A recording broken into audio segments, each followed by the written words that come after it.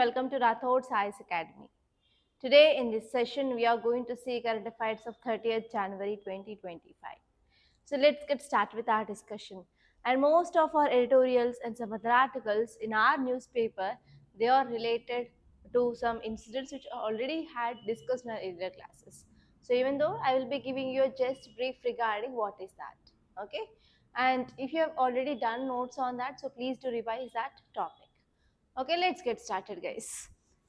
So if you see the first article, see the title, 30 dead, 60 injured in stampede at Maha Kumbh. So there are two important keywords in this article. So first one is stampede. And second keyword here is Maha Kumbh.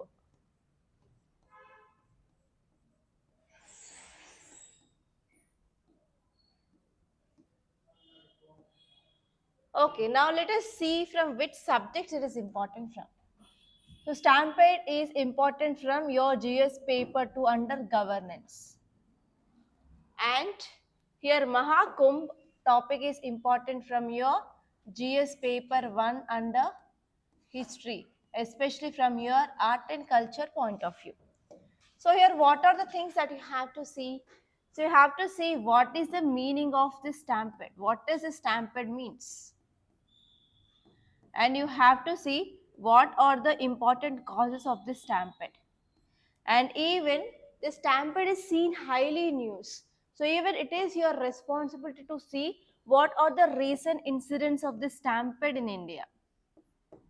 Recent incidents. And even you have to see what will be the impact of stampedes. And at last you have to see what is the way forward or what are the measures can be taken. So these are the areas that you have to know, guys. And there is a very high chance of getting question regarding stampede for sure, because of recently we had lots of incidents in India. Okay, so here if you see the causes, so recently one editorial in your Hindu said there are three important causes for the stampede, and the first one is religious congregations, and second one is political rallies, and third one is because of famous celebrities. So these are the three important causes of stampedes in India. And now the stampede happened in this Maha Kumbh, so it is belonging to this religious stampede. Okay, now we have to see, now we are celebrating Maha Kumbh. Normally it happens once in 144 years. Okay, so if you see what is the astronomical significance of this Maha Kumbh is, so Jupiter will be coming to that original position on in this time. So because of this, we will be celebrating this Maha Kumbh. And even there is one mythological story which is regarding this Maha Kumbh also. For example, you might have heard about this churning of this mountain. So whenever the churning of mountain happens between these two, like on one side gods and one side asurs or devils, so what happened initially? Initially what happens? Initially there was like a releasing of poison. So because of that poison, entire world will be destroyed. It is having that much capacity. So who will be controlling that? Lord Shiva will be ingesting that poison and keep that poison in his throat. So because of this, we'll call him as Neelakant. And even after that, they will get Amrut, and this Amrut will be going into the hands of Asur. So what happens here? Vishnu, Lord Vishnu will be going into the female avatar called as Mohini, and he will be taking that, he will be securing that Amrut from this Asur. But what happens? So this Amrut, during that time of securing of Amrut by this Vishnu in the form of Mohini, so the four areas this Amrut will fall. That is Nasik, Ujjain, okay, like that. So in those four places only we will be doing this Kumbh Mela. Okay, so this is one mythological story regarding this Maha Kumbh, and you have to know that. So why? Because in interview you may get a question regarding what is the astronomical significance, because I am one of interview panelists, so because of that I'm getting know about so which kind of questions which will be asked by retired people. So one question is, what is the astronomical significance of this Maha Kumbh? And now here you have to know about basic facts regarding this Maha Kumbh. Already we discussed this number of times in our classes. like in which 4 places we will be doing this, and which are the rivers which are sacred here, and we will be seeing about what is this astronomical significance of this Kumbh and different types of Kumbh like Maha Kumbh, Kumbh Mela and Ardha Kumbh. And also you have to see about which god will be worshipping there. And next important thing, what are the challenges of this Kumbh Mela implementation, and even you have to see as a part of government machinery. For example, if you become a civil servant, if you're part of this IS or IPS, how you can go for efficient crowd management. So from that also you have to see. And actually this Maha Kumbh is going, it is going on in this UP, right? So here you have to see about what are the steps taken by this UP government so far for efficient crowd management. So if you do all these things, then your work is done, guys. Okay.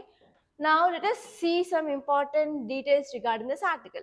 So around 30 people they were died, and more than 60 people they got injured in this stampede. So because of this, this is the news. So stampede is nothing but there is a sudden uncontrolled rush of large crowd of people or animals. So that will trigger panic, fear, anxiety, excitement. And even if this happens in a very high density area people, then what happens? Obviously it will lead to death. Okay, so that is the thing about what is the definition of stampede. And if you see deadly stampedes in India, in 2024, Hathras stampede.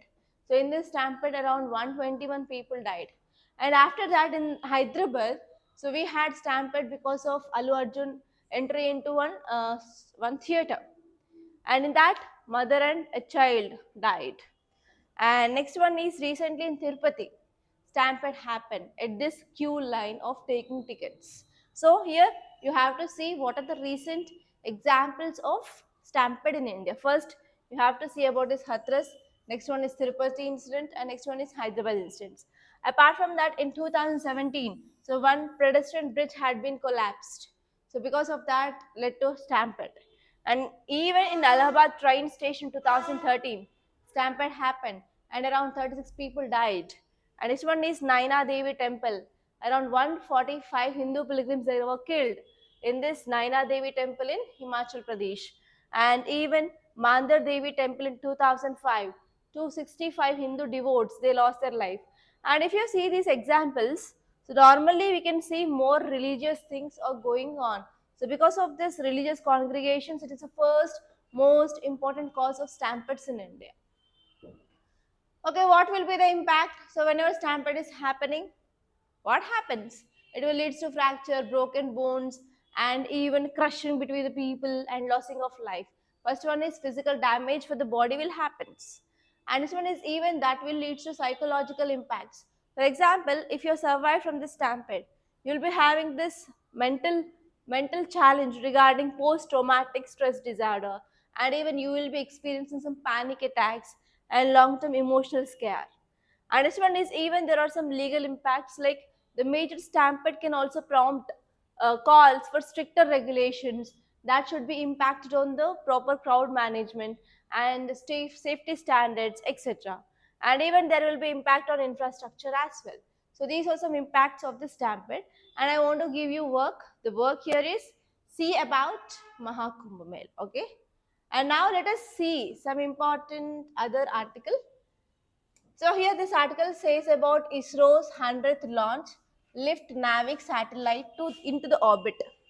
So yesterday itself we discussed about this topic, that yes, ISRO successfully launched its 100th mission, and they used GSLV, okay, GSLV F-15, and it is the 17th mission of this GSLV. So GSLV is nothing but geostationary satellite launch vehicle. So we will be using this GSLV especially if you want to place a satellite in the higher Earth orbits. We will be not using this for low Earth orbits or medium Earth orbits. We will be using that for higher Earth orbits. And next one here is, so which satellite we placed? NVS-02. So normally in this NAVIC, we will be having constellation of 7 satellites. So to replace those satellites, now we are using second generation satellites, which comes in the class of this NVS. So earlier in 2023, we already launched this NVS01, and now in 2025, we launched this NVS02. Okay, so this is a thing, and you have to see about some facts regarding this NAVIC that we already done in our yesterday's class. So please do revise your yesterday's topics. Okay, and now let us see the next article. Title says Supreme Court orders complete stop to practice manual scavenging in 6 metros. And which are those 6 metros? Delhi, Mumbai, Chennai, Kolkata, Bangalore, Hyderabad. So in 6 metros, we have to go for complete ban of manual scavenging. So this is the order which is given by Supreme Court. Okay. Now let us see what is the keyword. Keyword is manual scavenging.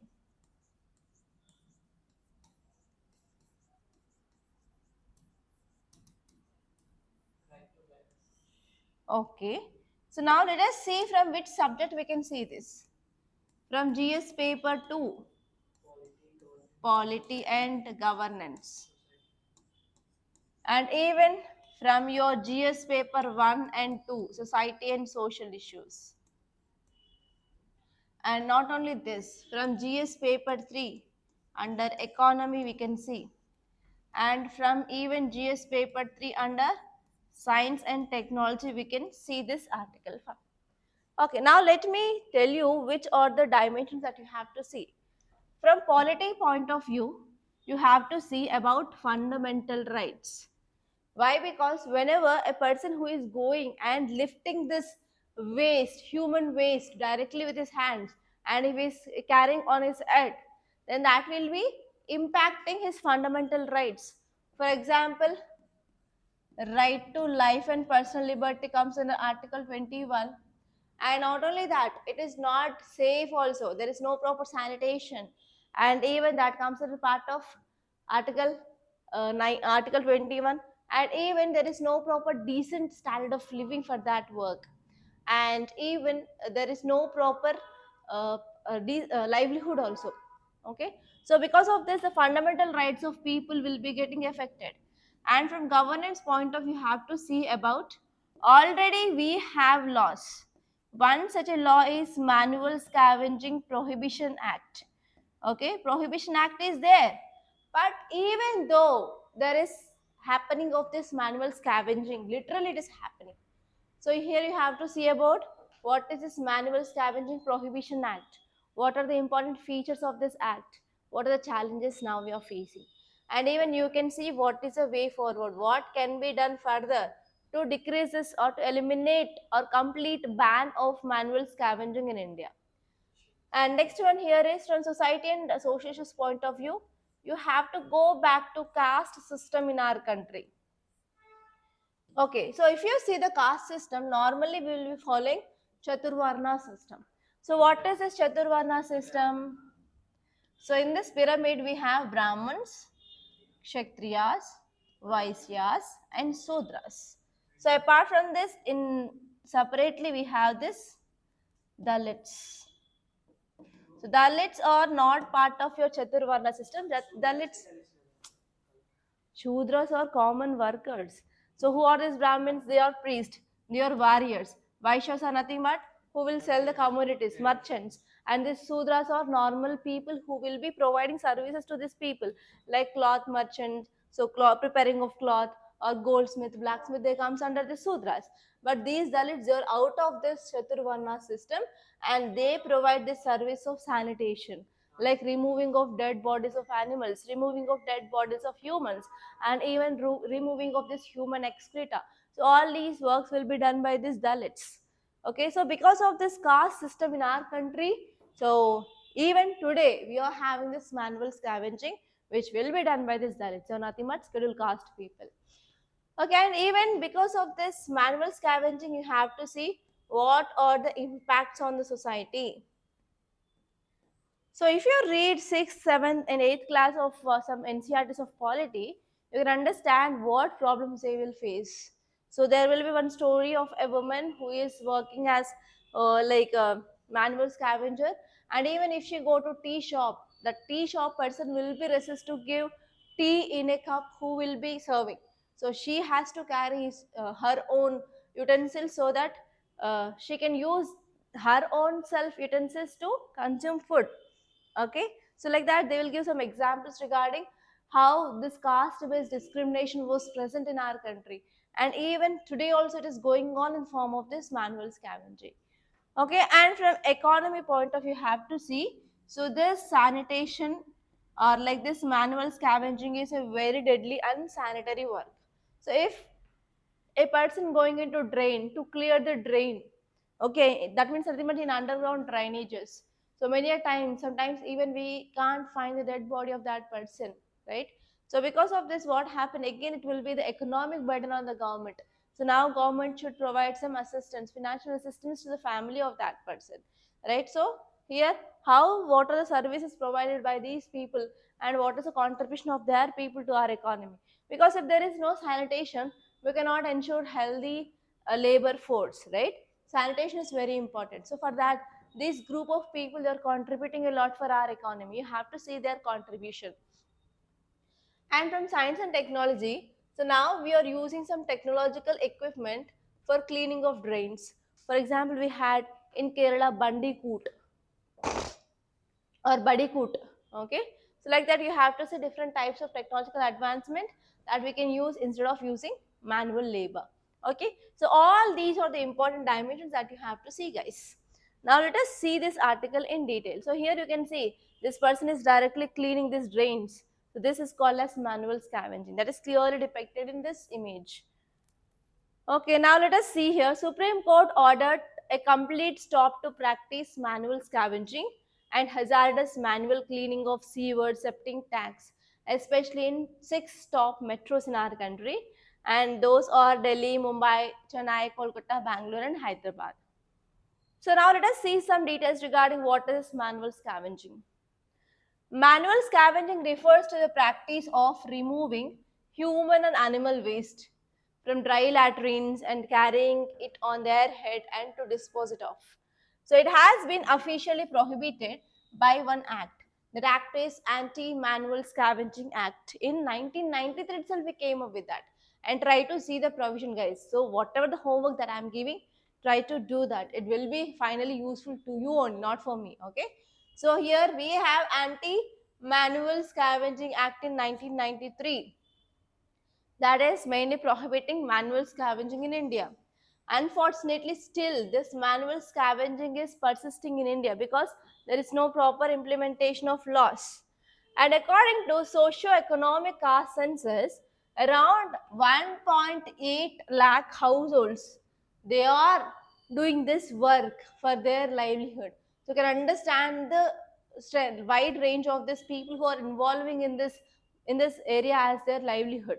And even 2011 census of India says that 7.9 lakh cases of manual scavenging across India has happened. So because of this, it is violating their fundamental rights like right to life and personal liberty. And if you see what are the reasons why we have this manual scavenging, first one here is caste-based division of labor. Okay, so in our society, how this caste is divided based on the occupation in the first level. For example, if you see this history part, so in history we have Vedic period, right? So in this Vedic period, we have divided into two parts, early Vedic period and later Vedic period. So in this early Vedic period itself, so we got with this Chaturvarna system. Brahmins, Kshatriyas, Vaishyas, Shudras, and out of this we have Dalits. So at that time, actually, so this Varna system is very flexible in this early Vedic period. That means this system is based on purely occupation. That means if you are changing occupation, you can change your caste in this early Vedic period. But what happened in this later Vedic period was this caste system became very rigid. Now it is based on the birth, not based on occupation. That means if you are born in a family of Brahmins, you will be a Brahman.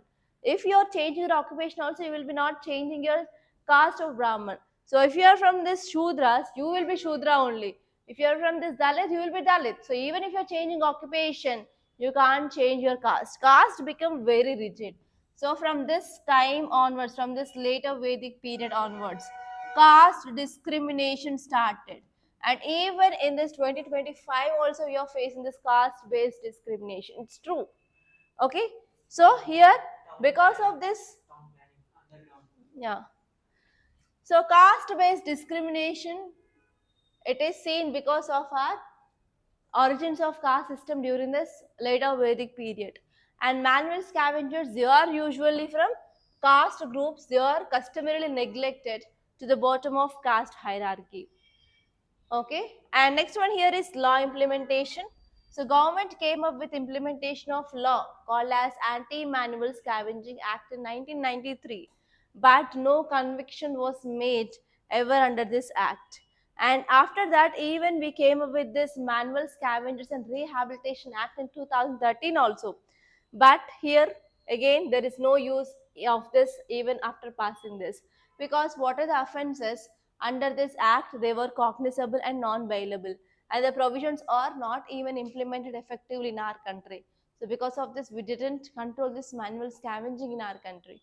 And next one is unemployment. So as you all know that unemployment rate is very high in India. So India's unemployment rate is around 7% according to CMIE. So here, if you are not getting proper employment, whatever the jobs are there, you will be adjusting in that job, right? So that is one important reason for this humans are working in this area. And next one is lack of waterborne toilets. So major latrines which are used in these urban areas, they are dry latrines. So it is an important cause why this manual scavenging is still going on. So in India, for example, 26 million insanitary toilets are there, and moreover in rural areas, there is no strategies to put forward to convert dry latrines. So here, because of this reason also, yes, still manual scavenging is going on, guys. And now let us see the next article. Panel approves rupees 3027 crore for projects to mitigate disaster. So actually our government came up with some projects to mitigate disaster. So here this article is talking about mitigation, disaster mitigation.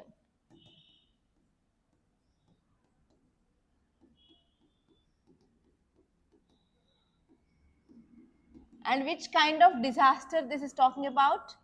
Two types of disasters. First one is lightning, and next one is droughts. To mitigate these droughts and lightning, so government came up with some budget and they are going to control this. Okay, so this topic you can see from GS paper 3 under first disaster, and even from your GS paper 2 under governance. And we are talking about budget, so it can also be talked in your GS paper 3 under economy. So what are the things that you have to see? So from disaster point of view, they said about two types of disasters, that is lightning and droughts. They comes under category of natural disaster. So whenever you are seeing these natural disasters, you have to see what is that meaning, and you have to see authenticated definition of that, for example lightning and droughts, and you have to see about what are the causes of that disaster, and you have to see about disaster management cycle. That means during disaster, what are the steps can be taken. That means next pre-disaster phase and post-disaster phase. What are the steps can be taken? If you see that, then your work is done. And from governance point of view, you have to see about responsibility of government to provide safety of the people. Safety of the people is utmost important thing, right? So how government is providing safety to prevent this kind of disasters, or else if disaster is happening, so which kind of funds it is providing, how we are declaring any disaster as a national disaster, because recently heat wave had been declared as a national disaster. Okay, and even you have to see about recent disasters in our country like landslides, cloudburst, okay, avalanches, okay, earthquakes, where it is happening. So all these things that you have to see. And from economy point of view, you have to see about which kind of funds we have, like National Disaster Response Fund and State Disaster Response Fund. So like that, you have to see what is the criteria of maintaining of that fund. So when this fund will be released, and whether it comes under center state relations or not. So all these things that you have to see, guys. So now let us see this topic in detail. So if you see context, it says that a high level committee under chairmanship of our Union Home Minister approved rupees 3027.86 crore projects, and they want to mitigate disasters, and they gave two disasters, lightning and drought. So the committee considered proposal of projects on lightning safety and lightning risk mitigation, and especially they identified around 50 heavy lightning pro districts of 10 states, and for that they are giving some assistance. And next one is they also identified 49 districts of 12 most drought prone states in our country, and they are going to get funds from this National Disaster Mitigation Fund. So here let us try to understand what is this National Disaster Mitigation Fund. So this fund in India used to mitigate, that means it comes under pre-disaster management step. And this fund was established by our government of India in year 2021. So how this mitigation fund will works? So central government will allocate funds for this National Disaster Mitigation Fund, and here this fund is used for mitigation projects related to disasters, and they are covered by National Disaster Response Fund guidelines. And later on, even state governments can also use these funds so that they can mitigate activities for disaster like floods, disasters like droughts and lightning, etc. And even now central government can advise the states to maintain this state disaster mitigation fund. So this is the thing how it works. And now let us see the next article. So if you see the image, you can see like clearly it is talking about something regarding solar panels, right? Okay, so this article is talking about rooftop solar installation scheme reaches 8.5 percentage of 1 crore house target. So actually this article is talking about solar installation scheme, and that scheme name is PM Surya Ghar scheme. Okay, so this article is talking about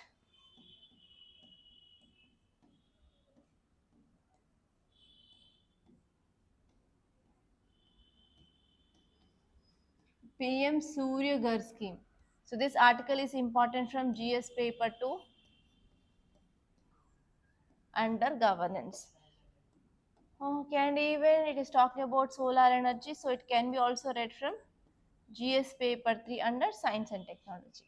So whenever you're getting any scheme in use, so what are the things that you have to see? You have to see what are the important features of this scheme, and you have to see under which ministry it is coming under, and whether it is center sector or centrally sponsored scheme, and you have to see what are the possible advantages and what are the challenges of that scheme. So if you are doing this, then it is more than enough from your prelims and mains. And from science and technology point of view, you have to see about solar rooftops, and you have to see how electricity is generated from solar energy, and you have to see what is the mechanism behind that. And next you have to see about important schemes of government which are related to this improving of solar energy. We have PM Kusum, and even government is focusing on encouraging of solar panels or like solar thing in farmers also. So you have to see all those things and what is the subsidy, everything that you have to see. And especially one important challenge is we are focused on mostly imports, and we are getting that imports from China. So we need to go for diversification of our supply chains. Okay, so for that we're also developing semiconductor industries in our country. You have to see about the status of semiconductor industries in the country related to this topic. Clear? Now let us see these things clearly. So nearly a year after Center launched this 75,000 crore PM Surya Ghar scheme, 8.5 lakh households, they installed rooftop connections. So our government launched this scheme, and under this scheme 8.5 lakh households, they installed this rooftop solar connection. It is a very great success. So now let us see some facts regarding this scheme. So it is a central scheme. It is a central scheme, and they want to promote adoption of solar rooftop systems. And for this, government is also providing some financial subsidies for the people who want to install, so that there will be ease of installation. An important objective of this scheme, it is to provide free electricity to 1 crore households in India who opt to install rooftop solar electricity units, and the households will be able to get even 300 units of electricity free every month. Okay, now let us see what are the benefits of the scheme. The first one is, obviously we have economic benefits to that family, because households will be getting benefit from reduced electricity bills, and they can earn some additional income by selling whatever the surplus energy they are generating to discoms.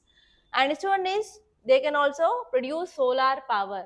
So this scheme, which had been expected to add 30 gigawatts of solar capacity through residential rooftop installations, so that we can generate around 1000 billion units of electricity. Okay, and next one here is, they comes under non-renewable. So they comes under renewable. So here we are going for shift from non-renewable towards renewable, so that we can also reduce our carbon dioxide emissions as well. And next one is, obviously it will also creates job employment in this sector. For example, manufacturing of solar panels, logistics, supply chain management, sales, installation, repairing, operations, maintenance, everything in every area, we can generate some employment opportunities. Okay, now let us see what are the challenges. So first important challenges here is, so there is reluctance of households. So households are not coming forward to install these solar rooftops. Okay, that is the one important thing. And next one here is restricted space use. So whenever they are going for installing of the solar tops on their terrace, sometimes they will be not getting enough space, uneven terrain, shadow, and low property ownership, etc. And next one is, even discoms are having some operational burden. So because of this, they're also facing substantial losses. And next one here is, even there is a problem regarding storage of this electricity which they have produced. That means we don't have proper grid system for storage of electricity. So these are the some important problems that we have. And now let us see some important articles. So first one here is, deaths after surge. So this article is talking about Kumbh stampede event. So I said about stampede, but I gave you one work like, so what are the steps taken by Uttar Pradesh, you have to see, right? So if you see this last paragraph, you can understand about what are the steps taken by this UP. For example, okay, so they are okay, first one is, it is 45-day Maha Kumbh, right? And they went for aerial surveillance and tracking of mobile movements to monitor people. This is the first step. And even they declared this Maha Kumbh region as separate district. And next one is, they focused on temporary district, and also they focused on crowd management. AI cameras they used. Okay, so those are the things they given here. So just see this article once. And here there is one article regarding MGNREGA. So MGNREGA should not be let down by funding issues and wage delays. So actually in yesterday's or day before yesterday's class, we discussed that MGNREGA is one of the flagship scheme which is focusing on providing employment opportunities, but they are facing lack of funds. So because of this, wage delays are happening. So here this article is saying that there should not be any wage delays. Okay, so here there are some issues which are posed in the second paragraph, that is, we have to adjust wages to inflation, and there are issues regarding job cards and even Aadhaar based payment system. And next one is, they're also using some applications for attendance, so it is also not working properly. So because of this, they're also having some issues. So here, these are the some challenges that we are having. So we have to address these challenges. That is the thing they mainly said. And there is one more article here. Let me show you that article. Okay, so this article is saying that bridge the milk divide for nutritionally secure India. So this article is saying that yes, milk is one important nutritionally diet should be taken by the people, but some people they are taking excess milk and some people they are taking less milk. So because of this, there is a divide, that is milk divide, which is developed between the people, right? So here this article is saying that we went for milk revolution. Okay, milk revolution, that is called as white revolution. So through this campaign, India became the world's largest milk producer. Okay, but nowadays or in this time we are facing some challenge called as we are not ensuring this milk supply to each and everyone. That is a one important challenge we are facing. So why milk consumption is very important? Because milk is one important source of protein, calcium and other micronutrients, and it is integral to plant heavy Indian diets. Okay, so research links that milk consumption to lowering of stunting, underweight, and also Indian children who are aged between 6 months to 5 years are facing this problem of stunting, underweight, etc. So one important reason they found out is there is lack of milk consumption in those societies. Okay, so we have to improve the health outcomes. That means we have to ensure that there is proper supply of milk for these vulnerable categories. Okay, so here this article took one survey. That survey is Household Consumer Expenditure Survey, and this had been done by NSSO. So this survey showed that households in the top income consume 3 to 4 times more milk. Okay, that means rich people they are consuming 3 to 4 times more milk compared to the people who are poor. So who are poor, they are not even consuming the milk which is required. So here this article said how much milk quantity we have to take. So here, according to National Institute of Nutrition, recommends we have to take 300 grams per day, okay, of milk for average sedentary life. Okay, so here this article is saying that there are some concerns regarding double consumption of milk. If you are taking more milk or double than the recommended levels, that will induces high fat and high sugar products like even ice creams, even packaged based sweets, and even paneer or cheese. So these are also milk products, right? So here especially people are consuming in the urban households more than the required milk products. So because of this, there is overnutrition, obesity, and non-communicable disease they are getting. So here this article is saying that especially vulnerable groups like young children, pregnant women, lactating women, and elderly women, so they have to take normal amount of milk. Okay, so how can we ensure that these people are getting milk? So for example, government is providing some nutrition under this program called as Poshan. Okay, that is Pradhana Mantri Poshan Shakti Nirman. And even government came up with this integrated child development system, ICDS meals, and even take home rations. So under this also government tried to provide some milk under this program. So this is the first step that can be taken by the government. So that is the thing which mainly set. And next important solution which is given by this article here is, so we have to increase strong market access, and also we have to talk with this dairy cooperative networks, and government can provide milk coupons, and so that it can enhance access and as well as decreases the cost, and also it boosts this local milk market. So this is the first solution.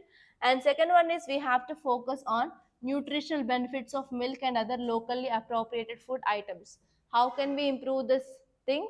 Like we have to go for awareness campaigns. We have to target women through Anganwadi centers, doctors, self-help groups, and even civil society.